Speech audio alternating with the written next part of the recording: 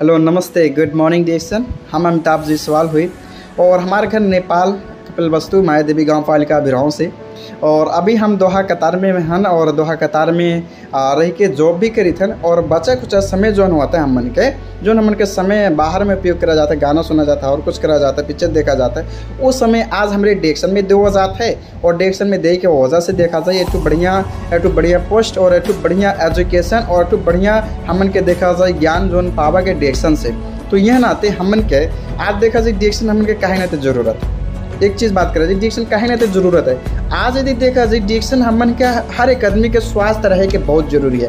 काहे नाते दुनिया में बहुत बड़ा बीमारी सबके हर एक कंट्री में, हर एक देश में, हर एक गांव में फैलत जात है।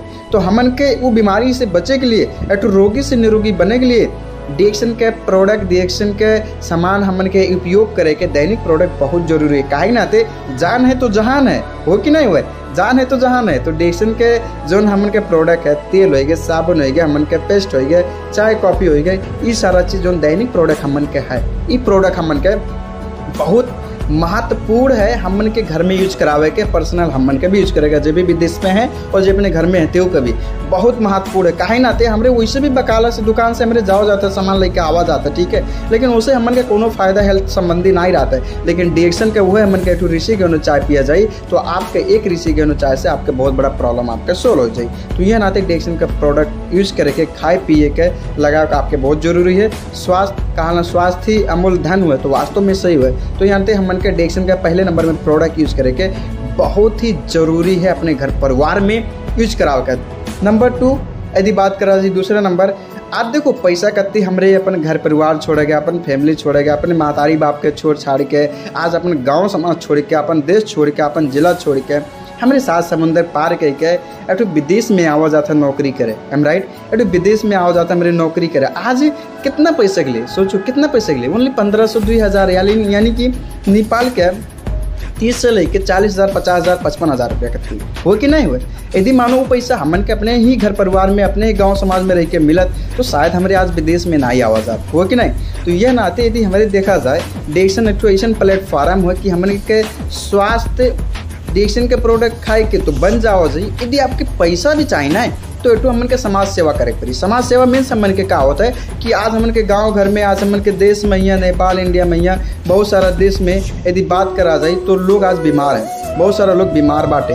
तो वो लोग के समाज सेवा हमन के करे के मौका डिरेक्शन संबंधित से हमन से मिलत है। तो हमन के का करे पड़ा, हमन के ई समाज सेवा हमन के करे पड़ा और लोग के डिरेक्शन के प्रोडक्ट के पहुँचावे के नाते, लोग के लेके पहुँचावे के नाते, लोग के मतलब घर घर लेके जाए के वजह से आपके एक मिशन बनता है, वो मिशन से आपके पैसा मिलता है और वो पैसा आपके अनलिमिटेड होता है। जितने काम करा जाए, जितने लोग के समाज सेवा करा जाए, जितने लोग के घर घर डिरेक्शन का प्रोडक्ट पहुँचावा जाए, उतने ही आपके बेनिफिट मिली, उतने ही आपके पैसा मिली।